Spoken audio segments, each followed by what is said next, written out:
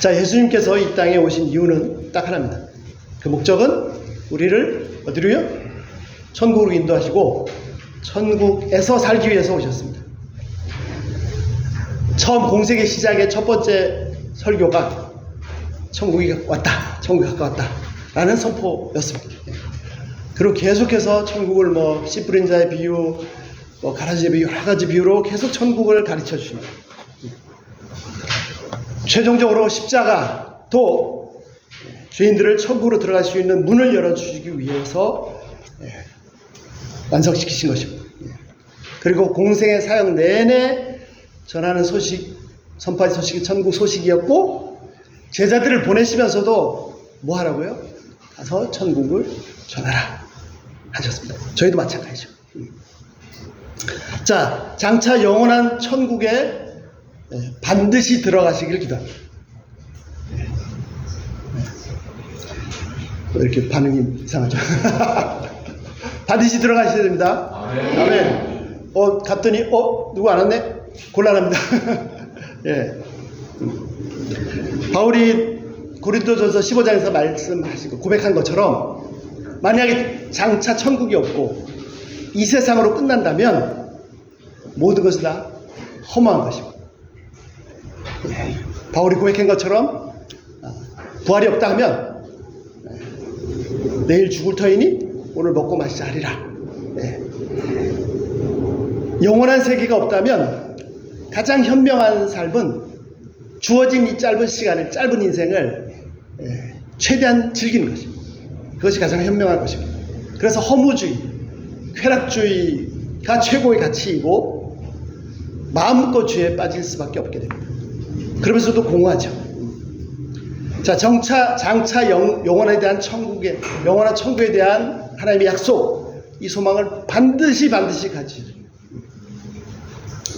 이뿐 아니라 지금 현재도 우리가 이 세상을 살고 있지만, 세상 나라를 살고 있지만 보이지 않는 천국을 누리시는 것이 너무 중요합니다. 지난번에 나눈 것처럼요, 이미 천국이 왔는데 아직 완성되지 않았습니다. 이 이미와 아직 사이를 잘 이해하시는 것이 중요합니다. 이 험한 세상을 단지 먹고 살기 위해서 사는 것, 안타깝지 않습니까? 내가 단순히 생존하기 위해서 살아야 된다? 그런 것이 아니라 진짜 가치 있는 삶을 사는 것이 중요합니다. 또한 세상의 모든 어려움들을 넘어서서 환경과 조건을 초월해서 이 세상에서도 천국을 맛보고 누리게 하십니다. 아니, 한 주간 천국을 살지 못했다 하시더라도 최소한 주일만이라도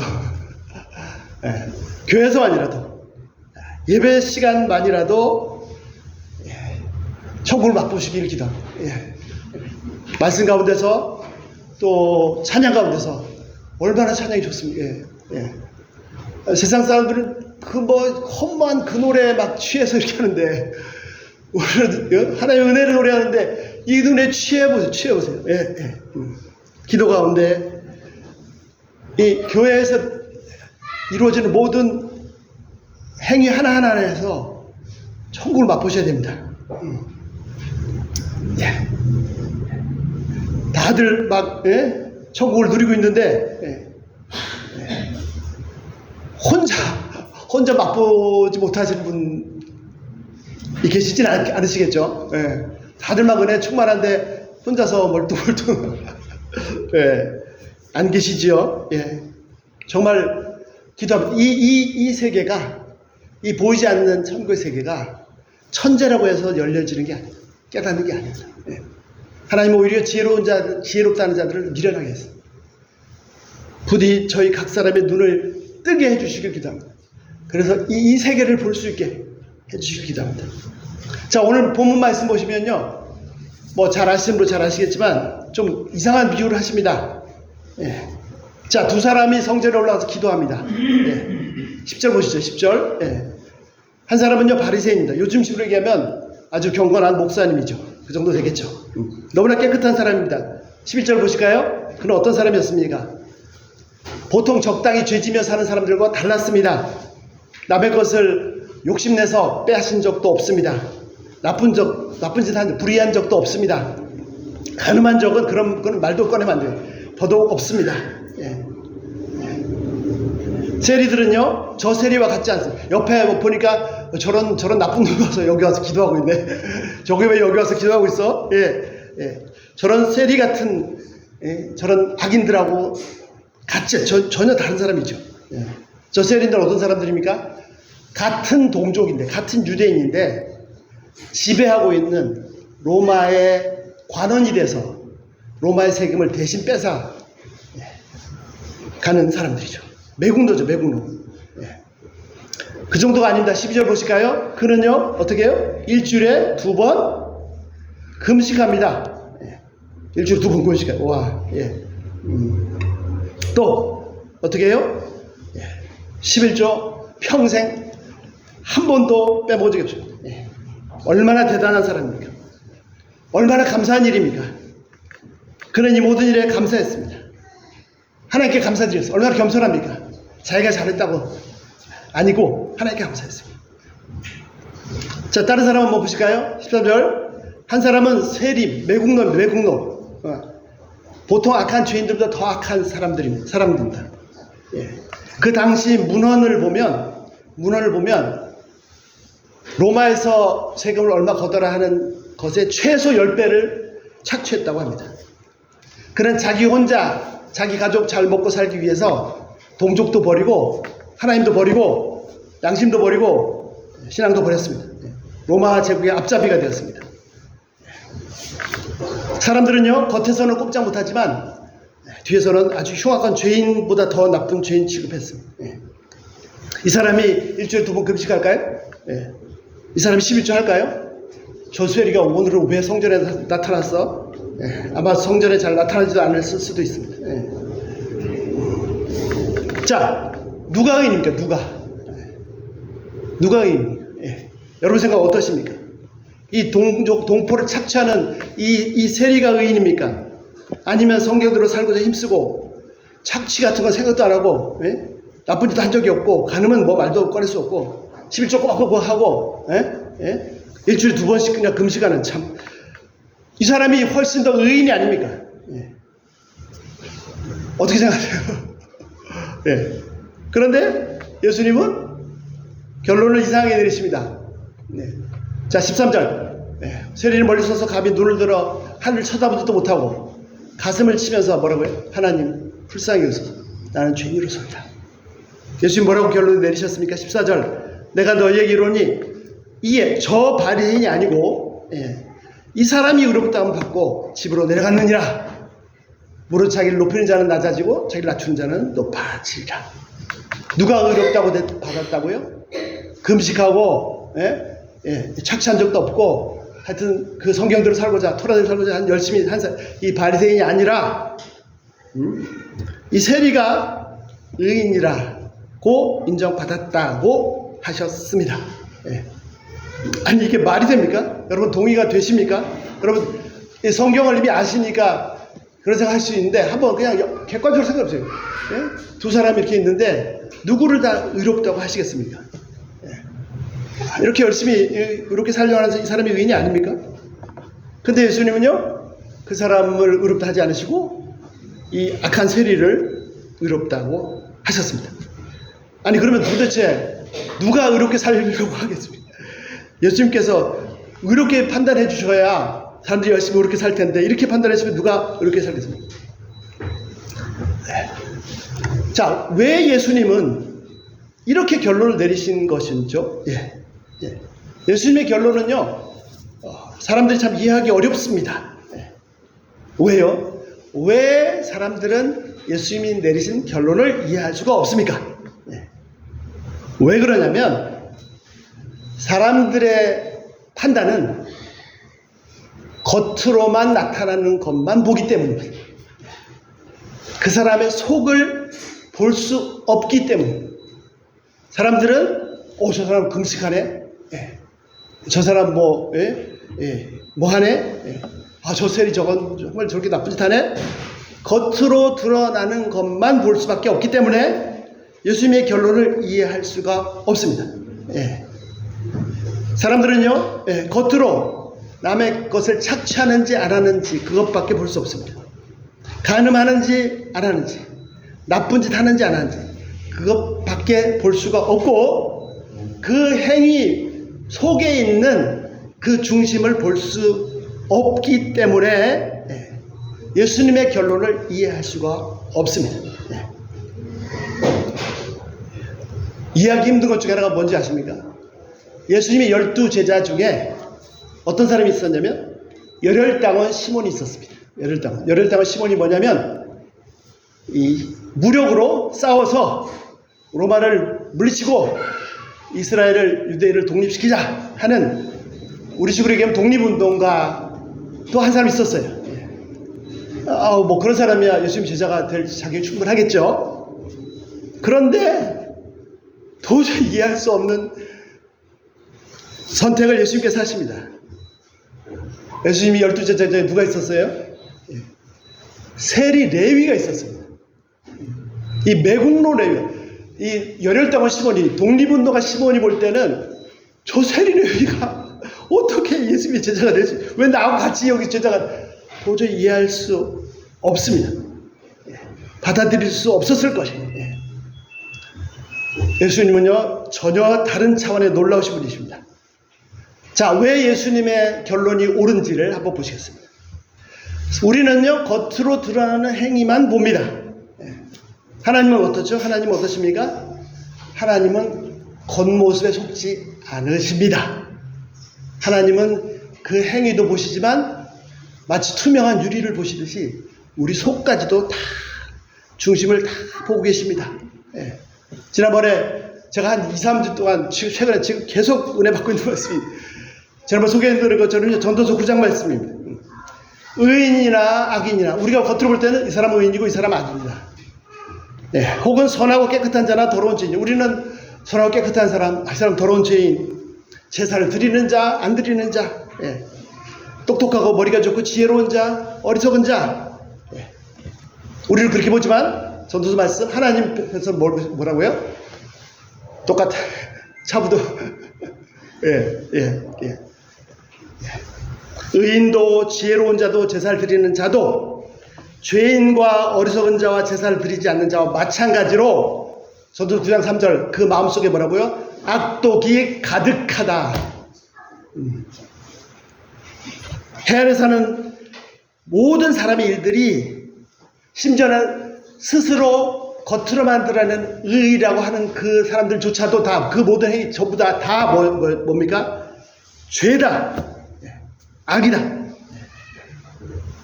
전도서 9장 3절 말씀처럼 마음속에는 악독이 가득하여 평생 미친 마음을 품고 살다가 어떻게 된다고요? 의인도 악인도 지혜로운 자도 미련한 자도 제사를 드린 자도 안 드린 자도 어떻게 해요? 똑같이 다 죽습니다. 왜? 다 죄인이다. 속에 중심을 보시대. 지난번에 마틴 루터의 로마서 주석을 소개했습니다. 이건 제 얘기가 아니고 마틴 루터의 로마서에 대한 설명입니다. 하나님께서 보시기에 율법을 다 지켰다는 것은, 우리가 보기에 율법을 다 지켰다는 것은 겉으로 드러난 행위만 오케이 되면 통과합니다. 그러나 하나님께서 율법을, 하나님의 기준에서 율법을, 하나님 말씀 다 지켰다는 것은 겉으로 행위로만으로는 안 됩니다. 그 중심까지 보십니다. 그런데 중심이 어떻습니까? 겉으로는 잘 지킨 것 같은 중심은요, 억지로, 강요로, 또는 안 받으면, 안 하면 벌 받으죠. 또는 뭐가 상이 있나? 순수하지 못한 동기로 율법을 지키는 것은 지킨 것이 아닙니다. 하나님께서 보시기에 율법을 지켰다는 건 뭡니까? 속에서부터, 마음으로부터 그 법을 기뻐하고 원해서 자원하는 마음으로, 그것이 우러나와서 법을 지키는 것이 진짜 지킨 겁니다. 겉과 속이 다른 것이 지킨 것이 아닙니다.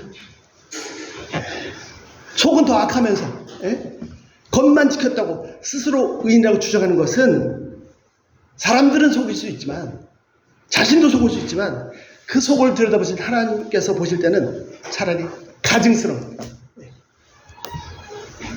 이것이 마틴 루터의 설명입니다. 오히려요, 이 세리처럼 겉으로 죄를 많이 지은 사람이 자신이 하나님 앞에서 죄인인 것을, 악인인 것을 인정하는 게 쉽습니다. 경건한 바리새인, 일주일에 2번 금식하고 평생을, 이런 사람은요, 자기 마음속에도 똑같이 하나님 보실 때 똑같이, 아니 오히려 더 죄가 많은데, 자신이 죄인인 걸 깨닫는 사람이 훨씬 더 깨닫는 것이 정말 어렵습니다. 아니 절대로 자기 자신도 자신이 죄인이라고 생각도 못하고 있을 가능성도 많습니다. 내가 왜 죄인이야? 내가 이렇게 열심히 살았는데. 내가 죄인인 것을 깨닫는 것이 불가능할 수도 있습니다. 왜 불가능합니까? 율법을 그렇게 열심히 지켰는데 왜 불가능하죠? 율법은 지켰는데, 하나님의 계명은 지켰는데 본인이 스스로 하나님 앞에 서본 적이 없기 때문에, 하나님을 대면해 본 적이 없기 때문에, 절대자 앞에 두렵고 떨림으로 이사야 선지자처럼 서본 적이 없기 때문입니다.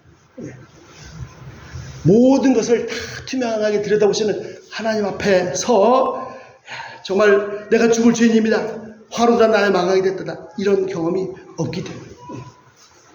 제가 두려운 것 중에 하나가 뭐냐면요, 저희 같이 목사님들 나누는데 헬라어 히브리어 강의하고 또 원어로 성경을 봅니다.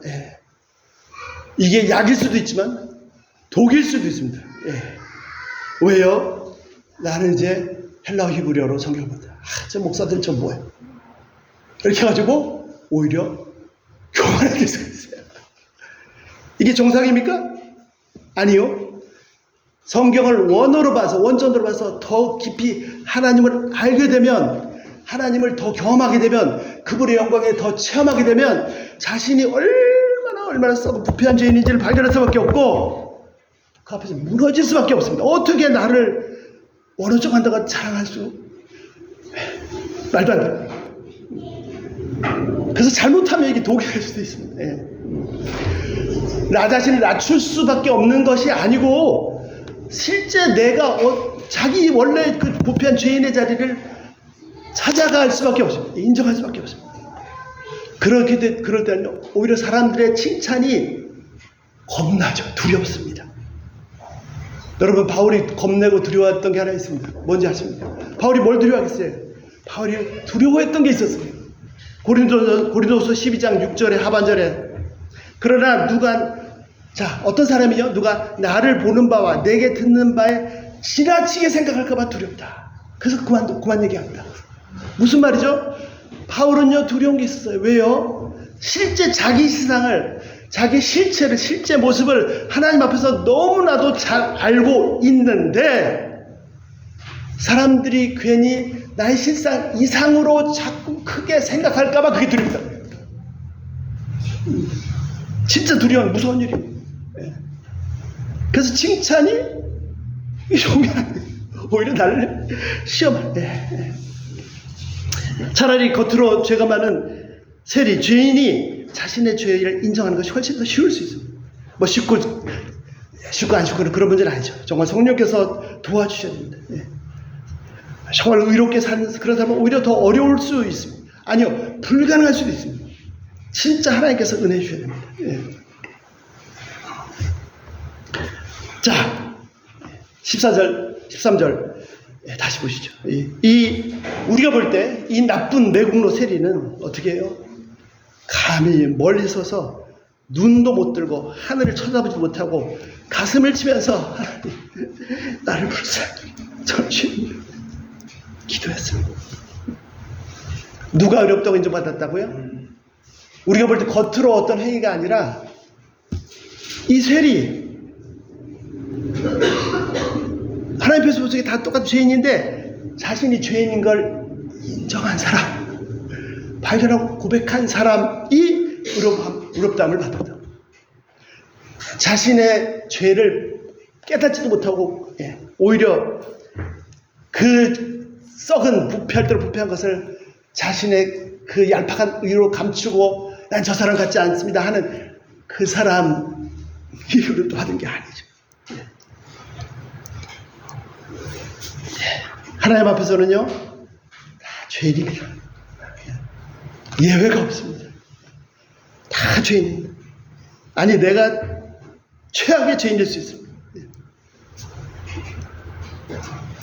하나님 앞에서 의롭다 인정받는 사람은 겉으로 행위가 의로운 사람 이전에 하나님 앞에서 나의 죄를 자백한 사람이 의롭다고 인정을 받는 것입니다. 자, 비상 위기 상황에 어디다 전화하시죠? 119 하시죠? 119. 우리에게도 119가 있습니다. 뭐죠? 요한 1서 1장 9절. 요 119. 요한 1서 1장 9절. 아, 왜 삶이 이렇게 기쁨이 없고 힘들고 이렇게 막 그냥 스트레스만 받고 그러지? 가만있어. 내 천국이 없어졌네? 그럼 어떻게 해요? 119. 요한 1서 1장 9절 어떻게 하라고요? 만일 우리가 우리 죄를 자백하면 그는 미쁘시고 의로사 우리 죄를 사하시며 모든 불의 소리 깨끗게 하실 것이요. 자백하면 천국이 열립니다. 행위로 의로운 사람이 아니고 진실되게 하나님 앞에서 정말 다 생각하지 마시고 다 제껴놓고 개인적으로 단독으로 뭐 가족도 뭐 누구도 다 제껴놓고 와이프도 남편도 제껴놓고 하나님 앞에서 단독자로 진실되게 혼자 서보세요. 나는 죄인일 수밖에 없습니다. 하나님은 어떻게 해요? 너 왜 이렇게 죄인? 믿을 신뢰할 만한 또 의로우셔서 죄를 용납할 수가 없어요. 그래서 그 죄를 자백하는 사람을 의인이라고 하십니다. 119 요한 1서 1장 9절 꼭 기억하시기 바랍니다. 암송하시면 암송할수록 엄청난 유익을 얻으실 거예요. 죄송합니다. 제가 잠깐 실례하겠습니다. 제 얘기를 좀 하겠습니다. 한 번은 이런 일이 있었어요. 정말 너무 귀한 집사님이 계셨어요. 막 너무 헌신적으로 섬기시고 사역자들은 더 자연스럽고 너무 그런데 겸손하시고 천재 중에 천재입니다. 저도 참 귀한 분이다 그렇게 생각했었는데 처음엔 몰랐어요. 근데 언제부터인가 돌아오는 반응이 좀 이상했어요. 어느 순간 보니까 처음에 눈치 못했습니다. 한참을 지나서 눈치를 챘어요. 무슨 일인지 모르겠는데 이 양반이 나한테 담을 쌓고 나를 멀리하고 있구나. 왜 그러지? 그런데 지피는 것이 있었습니다. 중간에 어떤 사람이 아마 정확하진 않지만 그분에게 저에 대해서 아주 나쁘게 말한 것 같았어요. 제가 얼마나 죄인지를 살짝 본 사람이죠. 물론 아닐 수도 있습니다. 어쨌든 딱 그런 걸 깨닫게 되니까 순간 아주 억울한 생각이 들었고요. 그리고 그분은 너무 훌륭해, 너무 좋은. 그래서 관계가 끊어지고 잃기 원치 않는 아까운 분이었습니다. 그래서 처음 딱 드는 생각이 뭐냐면 이게 뭐야? 바로 그냥 즉시 만나서 연락해서 만나고 다 해명하고 그 사람이 그렇게 얘기한가? 맞나요? 그거 아니에요. 그렇게 하고 싶은 생각이 들었습니다. 옛날 같으면 무조건 그렇게 했죠. 그리고 그렇게 안 하면 막 잠이 안 하죠. 근데 생전 처음이었어요. 하나님께서 뭐라고 말씀하시면, 뭘 깨닫게 해주시면, 그분이 나를, 그분 참 귀하고 훌륭하시고, 그분이 저를 정적으로, 네가 그분한테 좋은 사람으로 보이느냐, 나쁜 사람으로 보이냐. 그게 뭐 그렇게 중요한데. 나의 실상은 그분이 나한테 실망한 것보다 훨씬 더 큰 죄인인데, 남의 말 듣고 실망했다면, 진짜 내 실상을 알게 된다면, 완전히 떠버릴 텐데. 그렇다고 또 그분이 신앙이 어려서 제가 실수했다고 해서 그분이 하나님 벌 뿐도 아니고 더 하나님을 높일 텐데, 하나님만 의지할 텐데, 그분이 예수님을 높이면 됐지. 그분이 너를 좋게 보느니 나쁘게. 그게 뭐 그렇게 너한테 중요하냐? 아니, 오히려 감사한 것이었습니다. 솔직히요, 살면서, 저도 겉으로 참 이렇게 경건하게 하려고 했지만, 제 속에 얼마나 악한 것이 죄인인지가 들킨 적이 가끔 있었어요. 예, 예. 예. 안타까운 적이 많았어요. 예. 그러나 지금 돌이켜보면 오히려 감사한 일이었어요. 예. 그 사람이 제 실상을 알았으니까 얼마나 감사합니까. 예. 속은 좀 쓰리지만 예. 실상이 그런 걸 어떻게 하겠습니까. 예. 저는요 그냥 은혜로 숨쉬고 은혜로 사는 사람이지 예. 내세울 것이 아무것도 없습니다. 또 하나님께서 은혜 베푸셔서 이런 죄인에도 불구하고 은혜 베푸셔서 관계를 회복시켜 주시면 또 감당할 수 없는 은혜인 거죠. 예. 죄인을 실상을 알게 해주시니 감사하고 또 회복시켜 주시면 더 감사하고 예. 한 줌의 공기도요 하나님의 은혜로 주어진 겁니다. 예수님의 보혈로 피로 주어진 겁니다. 바울의 열망이 있습니다. 바울의 뜨거운 열망이 있습니다. 바울이 그의 간절한 소망이 있습니다. 그게 뭡니까? 디모데전서 1장 16절. 그러나 내가 긍휼을 입은 까닭은 예수 그리스도께서 내게 먼저 일체 오래 참으심을 보이사 후에 주를 믿어 영생 얻는 자들에게 본이 되게 하렵니다. 쉽게 말씀드리죠. 쉽게. 하나님의 뜻, 바울의 열렬한 소망이 뭡니까? 바울은요 아까 말씀드린 것처럼 자신의 실상 이상으로 사람들을 자기를 볼까봐 두려워했고요. 간절한 소망이 있다면 그것이 뭐냐면 사람들이 제발 나를 보고 저 사람 저렇게 형편없는 엄청난 죄인이구나. 그런데 저런 사람도 하나님 은혜로 구원받는구나. 아 그러면 나도 구원받을 수 있겠네. 그렇게 되기를 간절히 소망한다고요. 네, 그렇게 되기를. 구원받은 사람의 본이 되기를 소망한다고요. 사람들이 볼 때 저런 바울 같은 저런 핍박자도 죄인 중에 괴수도 이야 어떻게 구원받을 수 있어? 근데 하나님이 은혜가 구원하셨구나. 그럼 나도 구원받을 수 있겠네. 그 본이 되기를 소망한다고요. 이게 무슨 바울이 이게 사실입니다. 사실 실제 네.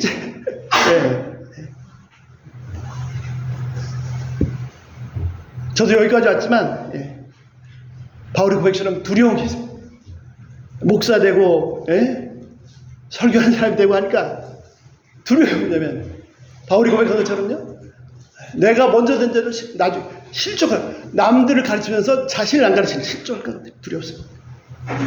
이 세리의 모습에서 은혜 받는 게 아니라 이 바리새인처럼 되지 않을까 두렵습니다. 몇 번 말씀드린 적이 있습니다. 영국 대부흥 시대 때 요한 웨슬리 시대 때 어떤 다른 목사님 얘기입니다. 아니 요한 웨슬리보다 더 큰 부흥을 이뤘던 그런 분인지도 모르겠습니다. 저도 말씀드렸죠. 사람들이 막 이 목사님을 존경하고 따르고 함께 사역하고 많이 생겼습니다. 그런데 그 중에 어느 날 한 형제가 와서 매우 흥분해 와서 목사님께 나타났습니다. 아니 왜 이렇게 흥분해 계십니까? 목사님 누구누구 형제 아시죠? 예 잘합니다. 근데 어떻게 이 형제가 이럴 수 있습니까? 한때는 목사님을 대단히 존경하고 충성스러운 누구보다도 열심히 주님 섬기면서 목사님 따랐던 사람인데 지금은 다니면서 목사님 험담하고 욕하고 비방하고 다니고 있습니다. 이런 놈을 어떻게 해야 됩니까? 가만히 놔둬야 됩니까? 목사님 뭐라고 했습니까? 형제님 그 형제 내버려 두세요. 저는 그 형제가 욕하는 것보다 더 큰 죄인입니다. 하나님은요 진짜를 다 아시고 계십니다. 자, 여러분 9.11 테러 아시죠? 뉴욕의 쌍둥이 빌딩 110층짜리 쌍둥이 빌딩이 2001년 9월 11일 9.11 테러로 다 무너지고 엄청나게 사람이 죽었고 미국 본토가 공격받은 건 처음 있는 일이었습니다. 자, 그 무너지기 전에 옛날에 그 쌍둥이 빌딩의 110층에 살던 어떤 사람의 얘기입니다. 평소처럼 잘 출근하고 일하고 뭐 잘 살았는데 어느 날 회사를 퇴근하고 자기 집에 가려고 그 쌍둥이 빌딩 앞에 딱 와봤더니 아이고 큰일 났네. 정전이에요. 정전이에요. 엘리베이터가 안 가는 거예요. 엘리베이터가 안 움직이는 거예요. 근데 이 우직한 사람은 오케이 평소에 그냥 차마 타고 다니고 운동이 부족했는데 오늘 내가 운동 좀 하리라. 그래가지고 밤새도록 그 110층까지 자기 집까지 계단으로 올라갔습니다. 네. 쉬다가 올라가다가 또 인생이 참 힘들구나 막 어떻게 해서 110장에 올라갔어요. 그리고 자기 집 앞에 문 앞에 딱 섰는데 기절해버리고 말았습니다. 왜 기절했을까요? 예. 문 앞에 서서 이제 열려고 딱 주머니에 손을 넣는데 열쇠가 없는 거야. 가면서 열쇠 어디 갔지? 가방에 열쇠가 없는 거야. 가만히 보니까 열쇠를 내가 지하 주차장 차 안에 놔두고 왔어. 그 전에 기절해버렸어. 기절해서. 예. 여러분 예수님이 천국에 가까이 왔다, 천국이다 라고 말씀하시고 천국 문 앞에 있습니다. 근데 중요한 건 뭡니까? 열쇠가 없으면 안 돼. 열쇠가 없으면. 열쇠 어디 갔어요? 열쇠. 예. 남들은 다 천국 들어간대. 예. 자, 천국 열쇠가 뭡니까? 자, 빨리 열쇠 찾아보세요. 천국 열쇠가 뭐예요? 천국 열쇠는요, 오늘 나눴죠? 회개와 믿음입니다. 회개와 믿음. 예. 오늘은 회개만 소개해드렸습니다. 바울이 뭐라 그랬습니까? 바울이 온 세상을 다니면서 전했습니다. 뭘 전했습니까? 사도행전 20장 21절. 유대인들에게나 헬라인들에게나 만나는 사람들마다 두 가지. 하나님 앞에서 뭐 한다고요? 하나님께 대해서 하나님 앞에서 회개. 사람 앞에서 회개하기 이전에 절대 자 앞에서 내 속을 내 요장 욕구를 나보다 더 잘 들어. 하나님 앞에서 회개. 저는 뭐 그래도 목사인데요. 웃기지 마. 빨리 회개. 회개 안 하면 안 열려요. 두 번째 뭐예요? 우리 주 예수. 자, 하나님께 대해서 뭐 한다고요? 회개한다고요. 우리 주 예수께 대한 뭐예요? 믿음을 증언했습니다. 이것은 분리할 수가 없습니다. 동전의 양면 같아서 분리할 수가 없어요. 예. 믿음에 대해서는 앞으로도 계속 나눌 수 있게 기도합니다. 회개하면 천국입니다. 예. 내가 뭐 살인을 졌냐, 지난주에 나눴잖아요. 예. 도끼로 6명을 죽인 그 형제. 예. 그 사람이 그렇게 엄청난 인간으로 살 수 없는 짓을 하고도 자기 죄인이라고 했을까요? 천만에. 그런데 감옥에서 성경을 읽다가 5번째 읽다가 죄인 것을 발견했지. 그리고 이제 죽을 날이 얼마 안 남은 거예요. 시간이 없어. 어떻게 했어요? 같은 감옥에 2,000명이 죄수가 있는데 1,700명 전도하고 죽었어요. 예. 죄인 오라실 때 날 부르소서. 회개하면 천국입니다.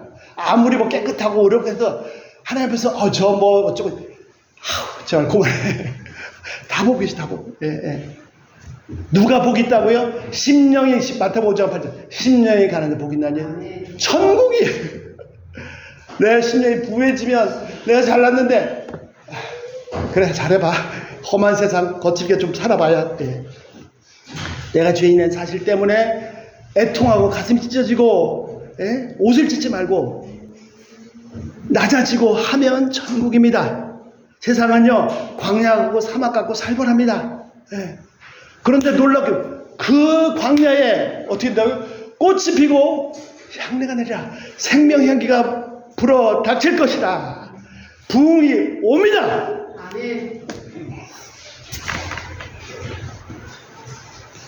메마른 사막, 광야 같은 세상, 짐승들, 야수들, 적자 생존이 가득한 밀림 같은 정글 같은 이 세상에도 하나님은 따스한 생명의 발을 물고 꽃이 피고 향연하고 독석으로 손 놓고 천국을 살게 하십니다.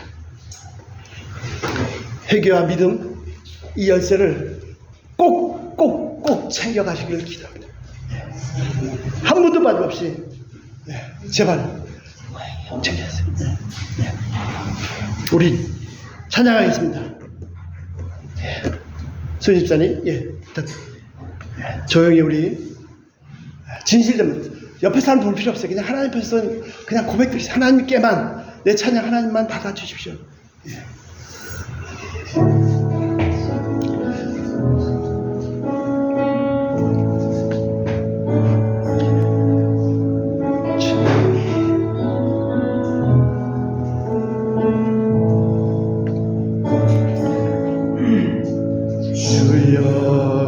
우리 연약함